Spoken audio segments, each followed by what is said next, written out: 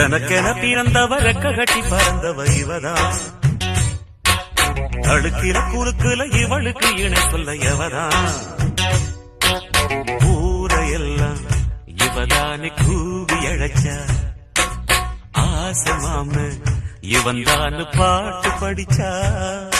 எம்மாடியோ